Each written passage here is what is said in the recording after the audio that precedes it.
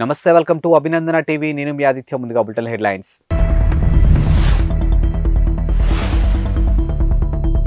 Budget కు ఆమోదం తెలిపిన కేంద్రం కేబినెట్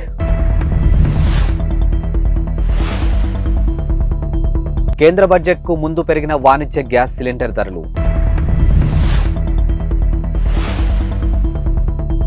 ఎమ్మెల్యేగా నేడు కేసీఆర్ ప్రమాణ స్వీకారం ఆ వెంటనే ప్రతిపక్ష నేతగా బాధ్యతలు స్వీకరణ ప్రధాని నరేంద్ర మోదీ ఆధ్వర్యంలో సమావేశమైనటువంటి కేంద్ర కేబినెట్ మధ్యంతర బడ్జెట్ కు ఆమోదం తెలిపింది. కేంద్ర ఆర్థిక మంత్రి నిర్మలా సీతారామన్ మరి కాసేపట్లో లోక్సభలో బడ్జెట్ ను ప్రవేశపెట్టి ప్రసంగించనున్నారు. సార్వత్రిక ఎన్నికల నేపథ్యంలో ప్రవేశపెట్టే ఈ బడ్జెట్ లో వివిధ వర్గాలకు ఊరట కలిగించే నిర్ణయాలు ప్రకటించే అవకాశం ఉందని ఆర్థిక విశ్లేషకులు భావిస్తూ ఉన్నారు. అయితే తాత్కాలిక బడ్జెట్ కావడంతో పెద్ద అంచనాలు పెట్టుకోవద్దంటూ మంత్రి నిర్మలా సీతారామన్ ఇప్పటికే క్లారిటీ ఇచ్చారు. బడ్జెట్ లో ఈసారి కూడా వేతన జీవులకు ఊరట కలిగించేలా ఆదాయ పన్నుకు సంబంధించి మినహాయింపులు ప్రకటించే అవకాశం ఉందని, ఉద్యోగ కల్పన, నిర్మాణ రంగాలకు ప్రత్యేక కేటాయింపులు చేస్తుందని ఆర్థికవేత్తలు అభిప్రాయపడుతూ ఉన్నారు. కాగా పెట్టుబడులు ఉపసంహరణ విషయంలో ప్రభుత్వం వరుసగా 5వ ఏడాది కూడా నిర్దేశించుకున్నటువంటి లక్ష్యాలను అందుకోలేకపోయిందని ఆర్థిక విశ్లేషకులు చెప్పారు. ఈ ఆర్థిక సంవత్సరంలో 51,000 కోట్ల పెట్టుబడులు ఉపసంహరణకు కేంద్రం టార్గెట్ గా పెట్టుకోగా డిఏపిఏఎం వెబ్సైట్ ప్రకారం ఇప్పటి వరకు కేవలం 10,51.73 కోట్లు మాత్రమే సమీకరించగలిగింది. కాసేపట్లో కేంద్ర మధ్యంతర బడ్జెట్ సమావేశాలు ప్రారంభం కాబోతున్నాయి. లోక్సభ ఎన్నికల ముందు మోదీ ప్రభుత్వం చివరి బడ్జెట్ ను ప్రవేశపెట్టబోతుంది. కేంద్ర ఆర్థిక మంత్రి నిర్మలా సీతారామన్ వరుసగా 6వసారి బడ్జెట్ ను ప్రవేశపెట్టి చరిత్ర పుటల్లోకి ఎక్కబోతున్నారు. ఈ బడ్జెట్ లో ఎన్నికల తాయిలాలు ఉండే అవకాశం ఉంది. మరోవైపు బడ్జెట్ సమావేశాలు ప్రారంభం కావడానికి ముందు ఎల్పీజీ వాణిజ్య సిలిండర్ ధరలు పెరిగాయి. ఒక్కో సిలిండర్ పై 14 పెంచారు. ఢిల్లీలో 19 కేజీల కమర్షియల్ ఎల్పీజీ సిలిండర్ 1,769.50కి చేరుకుంది. స్థానిక పన్నులను బట్టి ఈ ధర ఒక్కో రాష్ట్రంలో ఒక్కో విధంగా ఉంటుంది. ఇప్పటి నుంచి సిలిండర్ బుక్ చేసుకునేవారు పెరిగిన ధరను చెల్లించాల్సి ఉంటుందని, అయితే గృహ అవసరాల కోసం వినియోగించే డొమెస్టిక్ సిలిండర్ ధరలు మాత్రం పెంచలేదు. డొమెస్టిక్ గ్యాస్ సిలిండర్ ధరను చివరిసారిగా మార్చి 1వ తేదీన మార్చారు. బీఆర్ఎస్ అధినేత కె చంద్రశేఖరరావు నేడు ఎమ్మెల్యేగా ప్రమాణ స్వీకారం చేయనున్నారు. ఇటీవలే జరిగినటువంటి అసెంబ్లీ ఎన్నికల తర్వాత ప్రమాదవశాత్తు ఫామ్ హౌస్ లో జారిపడిన కేసీఆర్ తుంటి ఎముక విరగడంతో ఆపరేషన్ చేయించుకున్నారు. దీంతో ప్రమాణ స్వీకారానికి దూరమయ్యారు. ప్రస్తుతం ఆయన పూర్తిగా కోలుకోవడంతో నేటి మధ్యాహ్నం ప్రమాణ స్వీకారం చేయనున్నారు. మధ్యాహ్నం 12 గంటలకు అసెంబ్లీకి చేరుకుంటారని, 12:45 స్పీకర్తో ఆయన ప్రమాణ స్వీకారం చేయిస్తారని బీఆర్ఎస్ పార్టీ వర్గాలు తెలిపాయి. అనంతరం శాసనసభాపక్ష కార్యాలయంలో పూజలు చేసి ప్రతిపక్ష నేతగా బాధ్యతలు స్వీకరిస్తారు. ఇటీవలే జరిగినటువంటి ఎన్నికల్లో కామారెడ్డి, గజ్వేల్ స్థానాల నుంచి పోటీ చేసిన కేసీఆర్ గజ్వేల్ నుంచి విజయం సాధించినప్పటికీ కామారెడ్డిలో ఓటమి పాలయ్యారు. బీజేపీ అభ్యర్థి కాటిపల్లి వెంకటరమణారెడ్డి చేతిలో 5,156 ఓట్ల తేడాతో కేసీఆర్ ఓటమి పాలయ్యారు. తమిళ సూపర్ స్టార్ విజయ్ క్రేజ్ గురించి ప్రత్యేకంగా చెప్పాల్సిన పని లేదు. రజనీకాంత్ తర్వాత ఆ స్థాయి స్టార్డమ్ సొంతం చేసుకున్న నటుడు విజయ్. ఇప్పుడు స్టార్డమ్ ను ఉపయోగించుకుని రాజకీయాల్లోకి కాలు మోపబోతున్నాడు. దళపతి రాజకీయాల్లోకి రాబోతున్నాడంటూ గత కొంతకాలంగా వార్తలు హల్చల్ చేస్తూ ఉన్నాయి. అందుకు ఊతమిచ్చేలా అభిమానులతో ఎప్పటికప్పుడు సమావేశమవుతూ వస్తున్నాడు. ఈ నేపథ్యంలో తాజాగా మరోమారు ఆయన అభిమానులతో సమావేశం కావడం తమిళ రాజకీయాల్లో వేడి పుట్టించింది. విజయ్ రాజకీయ అరంగేట్రం దాదాపు ఖరారైందని, 2024 శాసనసభ ఎన్నికల్లో తాడో పేడో తేల్చుకోవాలని విజయ్ నిర్ణయించుకున్నట్లు చెప్తున్నారు. మరికొన్ని నెలల్లో జరుగుతున్నటువంటి లోక్సభ ఎన్నికల బరిలో కూడా దిగడం ద్వారా అనుభవం సంపాదించుకోవచ్చని ఓ నిర్ణయానికి వచ్చినట్టు తెలిసింది.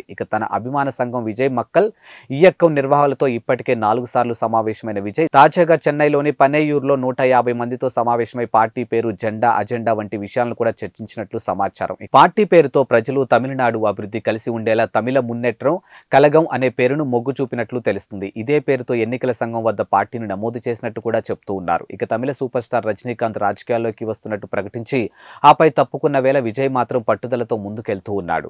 బాలీవుడ్ సీనియర్ డైరెక్టర్ వినోద్ చోప్రా పుత్రోత్సాహంతో పొంగిపోతూ ఉన్నారు. ఆయన తనయుడు అగ్ని చోప్రా భారత దేశావళి క్రికెటర్ టోర్నీ రంజీ ట్రోఫీలో సెంచరీలతో పరుగులు వెల్లువెత్తిస్తూ ఉన్నాడు. అగ్ని చోప్రాకు ఇదే తొలి రంజీ సీజన్. 25 ఏళ్ల అగ్ని ఆడుతున్నటువంటి తొలి రంజీ సీజన్ లో తొలి 4 మ్యాచ్ల్లోనే 5 సెంచరీలు బాది చరిత్ర సృష్టించాడు.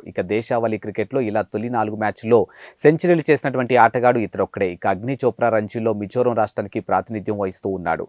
సిక్కిం, నాగాలాండ్, అరుణాచల్ ప్రదేశ్, మేఘాలయ జట్లతో జరిగినటువంటి మ్యాచ్లో ఈ యువ ఆటగాడు సెంచరీలతో విరుచుకుపడ్డాడు. మేఘాలపై 2 ఇన్నింగ్స్ లో 2 సెంచరీలు చేయడం విశేషం. తనకు ఓటు హక్కు వచ్చినప్పటి నుంచి ఇప్పటి వరకు అయితే చంద్రబాబు గారికే ఓటు వేశానని సోషల్ మీడియాలో వైరల్ గా మారినటువంటి కుమార్ ఆంటీ ఓ ఇంటర్వ్యూలోనూ చెప్పారు.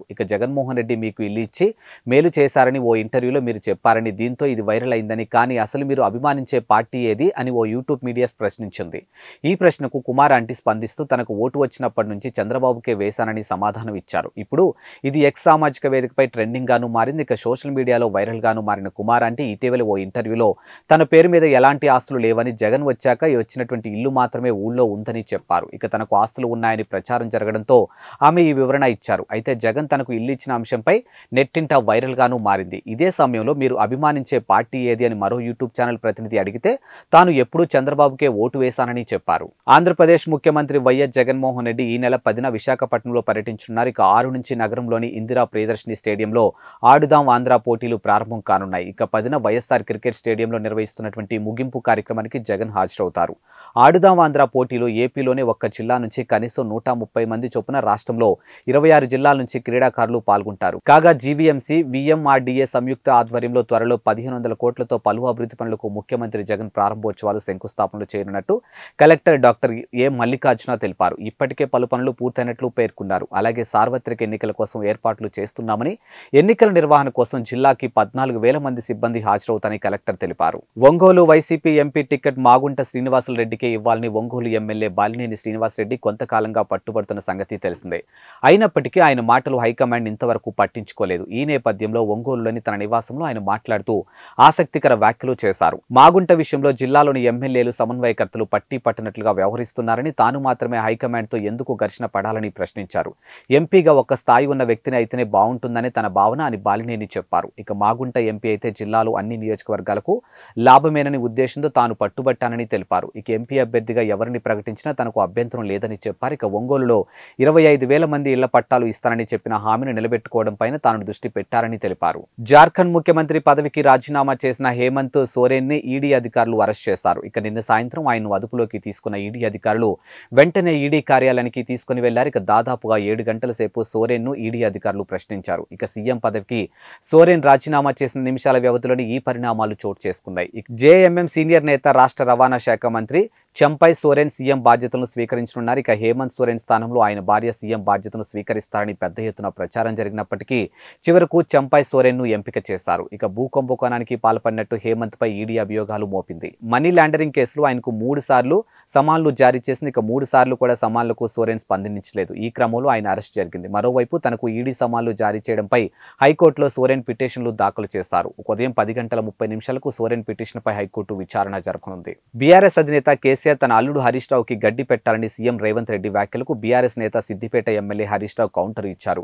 అబద్ధాలు చెప్పే ముఖ్యమంత్రికి కాంగ్రెస్ అధిష్టానమైన గడ్డి పెట్టాలని చురకలు అంటించారు. రేవంత్ రెడ్డి చెప్పేది కొండంత కానీ చేసేది గోరంత కూడా లేదని అన్నారు. ఇక నర్సింగ్ ఆఫీసర్లకు నియామక పత్రాలు అందజేత పేరిట ఆర్భాటం చేశారని విమర్శించారు. ఇక తామే రిక్రూట్మెంట్ చేసినట్లుగా డబ్బా కొట్టుకుంటున్నారని ఎద్దేవా చేశారు. ఇక నర్సింగ్ ఆఫీసర్ల భర్తీ ప్రక్రియ బీఆర్ఎస్ హయాంలోనే జరిగిందని గుర్తు చేశారు. ఇక నిరుద్యోగులు కేసీఆర్ ప్రభుత్వం వంచిందని అబద్ధపు ప్రచారం చేశారని ధ్వజమెత్తారు. ఇక కాంగ్రెస్ ప్రభుత్వం వచ్చిన 50 రోజుల్లోనే స్టాఫ్ నర్స్ నోటిఫికేషన్ ఇచ్చి నియామక పత్రాలు ఎలా నిచ్చారని నిలదీశారు. తమకు కుల్లేమీ లేదని, కానీ కాంగ్రెస్ ప్రభుత్వం మాత్రం సొమ్మొక్కడిది సోకొక్కడిది అన్నట్టుగా వ్యవహరిస్తుందని ఆరోపించారు. ఇక కేసీఆర్ హయాంలో ఇచ్చినటువంటి నోటిఫికేషన్ ప్రకారమే ప్రస్తుతం రేవంత్ ఇచ్చినటువంటి నర్సుల నియామక పత్రాలు ఉన్నాయని గుర్తుంచుకోవాలని అన్నారు. ఇక నర్సులుగా ఉద్యోగాలు పొందిన వారికి కూడా వాస్తవం తెలుసని వ్యాఖ్యానించారు. ఇక గ్రూప్ 1 నోటిఫికేషన్లు ఇస్తామనుకున్న నిరుద్యోగులకు ఆశలపై రేవంత్ రెడ్డి నీళ్లు చల్లారని అన్నారు.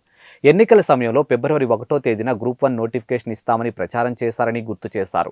ఎన్నికల ముందు పత్రికల్లో మొదటి పేజీలో ఇందుకు సంబంధించిన ప్రకటనలు వచ్చాయని గుర్తు చేశారు. ఇక తాను వాస్తవాలను మాట్లాడుతుంటే శాపనార్థనాలు పెడుతున్నట్లుగా రేవంత్ రెడ్డి ఆరోపించడం విడ్డూరమని అన్నారు. 2 లక్షల రుణమాఫీ, రైతు బంధు పెంపు, 500కే గ్యాస్ సిలిండర్, 4,000 పెన్షన్, మహిళలకు 2,500 ఉచిత విద్యుత్, నిరుద్యోగ భృతి వంటి హామీలు ఏమయ్యాయని ప్రశ్నించారు. ఇక జాబ్ క్యాలెండర్ కూడా అమలు కాని హామీలు జాబితాలో చేరిందని పేర్కొన్నారు. ఇవి వాల్టి బులెటిన్ అప్డేట్స్. మరో బులెటిన్తో మళ్ళీ కలుద్దాం. అంతవరకు సెలవు. నమస్కారం.